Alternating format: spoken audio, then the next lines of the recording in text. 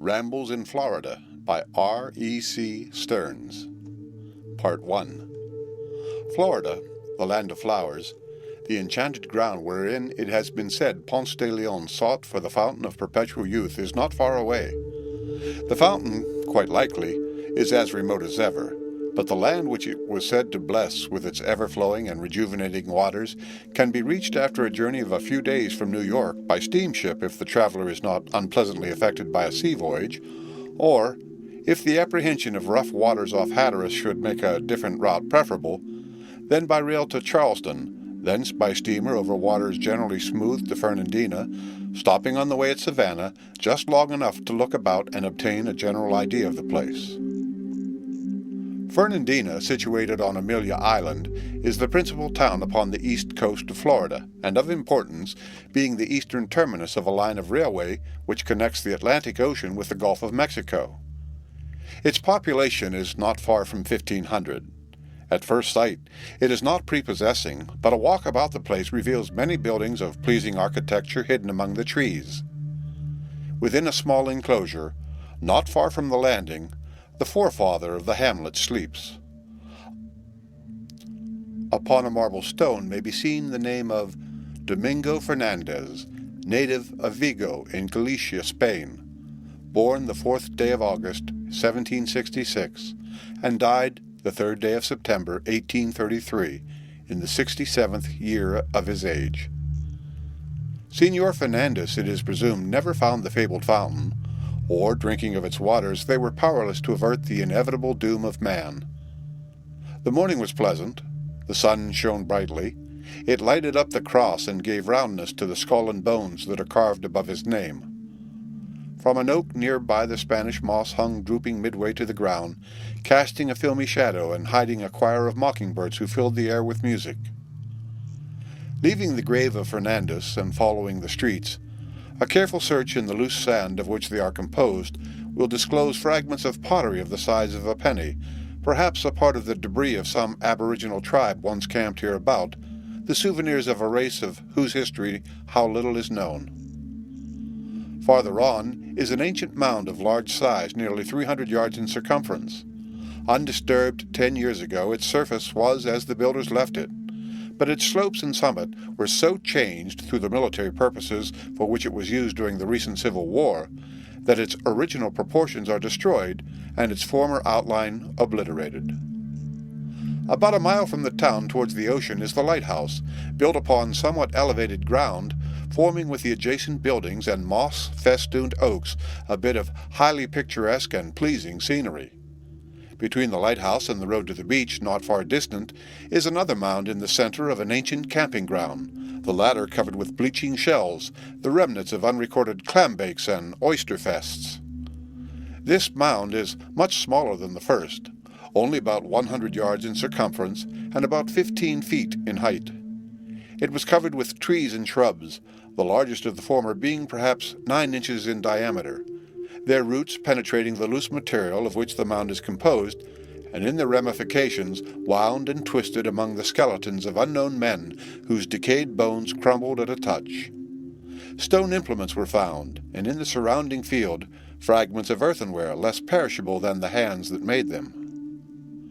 From here to the ocean the path lies through a low and in some places dense growth of saw palmetto, interspersed with one or more species of cactus. The leafy stalks of the former have sharp points along the edges, hence the name, and the prickly cactaceae may be considered the porcupines and hedgehogs of the vegetable kingdom. Though painful to the touch and dangerous to the apparel, they should not be denounced. Many of the cacti, as well as the palmaceae, to which family the saw palmetto belongs, bear delicious fruit, and some species of cacti are the feeding parks of the insect, from which the celebrated scarlet dyestuff known as cochineal is derived. Without enlarging upon the merits of the palms and cacti, which would require a volume, we will consider the species we have encountered as unworthy representatives of noble families and proceed upon our way. It is hard work for either man or beast, toiling through shifting sands, but pressing on we soon achieve the summit of the mimic mountain range, which the wind and sea always pile up on the landward side of the shore. Descending the slope, we are face to face with old ocean, whose majesty, whether in storm or calm, is ever impressive. The sea is smooth. The surf beats gently on the beach. We pause a while to admire the glories of sky and water, to ponder upon the mysteries of life and form that dwell within the broad blue bosom of the deep, to peer into the hazy beauty of the atmosphere which hangs like a curtain at the remote horizon, implying hidden and greater beauty beyond, to note the distant sails of coming or departing ships, or watch the gulls riding upon the ripples like tiny shallops at anchor, to recall how, in the north, the wintry winds nipped us on New Year's Day only a week or two ago, and how bland and genial are the breezes here, to behold at our feet, as we follow the more recent drift rows, the rejected treasure which the sea has cast aside, forms different from any that we have elsewhere found, and each curious in its way. There are but a few seaweeds, algae, on the beach, and not many species of shells. Of some of the species, however, many individuals can be obtained. Here are numerous specimens of the fan mussels, pinna. What is written of the lilies of the field, they toil not, neither do they spin, does not apply to them, for these submarine weavers spin a byssus, or beard, by which they attach themselves to the bottom of the sea.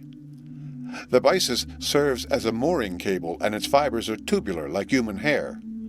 When fresh and flexible, gloves and stockings can be woven from it, and at Taranto it is manufactured into articles of wear.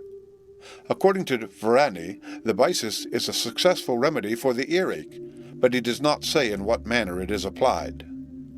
Pinna rudis, an English species, is sometimes eaten, and Henry and Arthur Adams also mention that some species are used for food.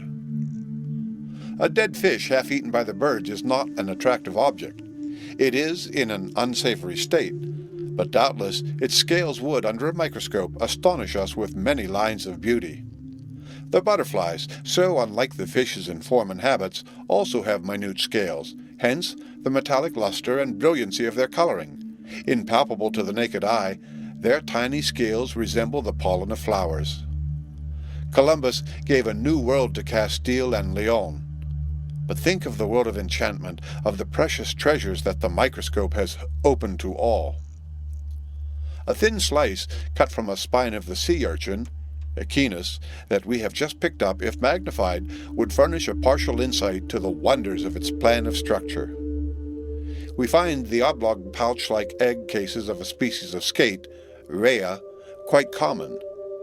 The texture and color of these pouches are such that a person not knowing would sooner suppose that in some way they rather belonged to the seaweeds, perhaps the pod of a species of alga, than pertaining to the fishes. If we were strolling along the shores of California or Europe, we should meet with the same queer forms. In England, the people call them pixie purses, fairy purses, and so forth. A species of dogfish, Psyllium, makes a similar purse-like egg case with long strings at the corners. The skate fishes are eaten in England and appear in the stalls of the Italian fish market in San Francisco. The California species may generally be found, but they are eaten only by the foreign population. The common English skate sometimes attains the weight of 200 pounds. It is used by the fishermen for bait. The skates and dogfishes are not the only marine animals that make curious egg cases. We have here 3 species of univalve shells, called by the Floridians conchs, bisicon, which also make egg cases. Each case is round and flat, about 1/2 to 3/4 of an inch in diameter, and 1/6 of an inch in thickness. The edge of each flat case is coarsely ribbed or milled, and numbers of them are strung together, only they are immovable upon the string, which is situated upon one side or edge instead of being central as in a bead necklace. These egg chains are sometimes 2 feet in length, and the cases are frequently bored into by different species of carnivorous mollusks to obtain the contents for food. These conch animals were probably eaten by the Aborigines, as we find the shells quite numerous in their kitchen middens.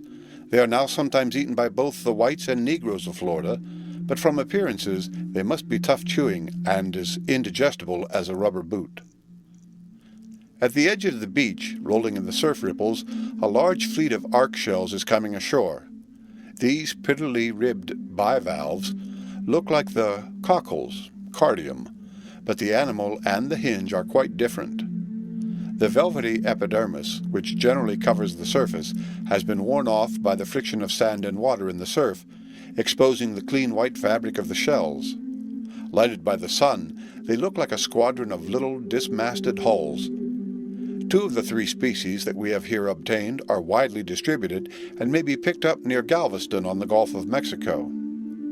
Some of the family may be found in every sea, and many species are used for food.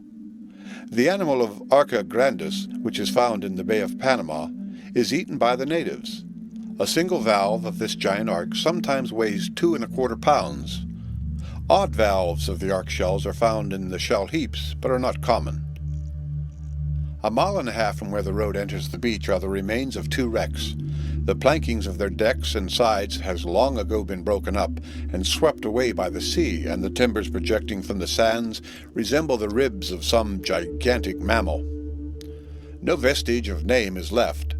Their wooden skeletons tell of fierce storms, when wind and waves, acting in unison, hurled ships and shells and seaweeds like weightless bubbles upon the beach. A wreck is a sad sight, but the crevices of an old hulk are a fine field for the naturalist, for many forms of marine life have a home therein. Here we found a tiny species of mussel, Mytilus cubitus, and a new species of Siphonaria, a univalve shell shaped like a small shield with elevated lines or ribs radiating from center to circumference. Without further enumerating or explaining the prizes that are ours through the bounty of old ocean, we must retrace our steps towards the road, for the sun has so nearly set that its level rays are shining in our eyes. With baskets and pockets packed and full, we jog along, stopping occasionally to pick up a fine specimen of a white bivalve shell, Docinia discus, which is very abundant, thanks to a storm which threw them high and dry above the reach of ordinary tides. The fish crows, Corvus ossifragus, and a large species of blackbird, Quiscalus baratus, are running over the wet sands, stooping sometimes to pick up some tidbit for their suppers. Bidding them good-bye, we hurry on, and after a weary walk of what seemed many miles, made longer by the toilsome tug through sand and chaparral, we reached our haven.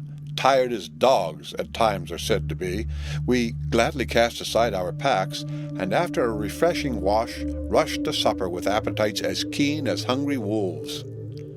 The evenings here are chilly, and a fire of the pitch pine wood, Pinus palustris, Linn, is pleasant aside from the warmth, for its bright flames fill the room with a cheerful light.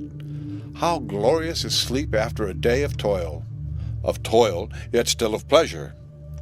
How gently it descends upon us, how quietly we yield to its embrace. It touches the drowsy eye, and we feel that the day is done, and the darkness falls from the wing of night. The end of Part 1. Read by Rick Kistner, for Lit to Go on the web at fcit.usf.edu.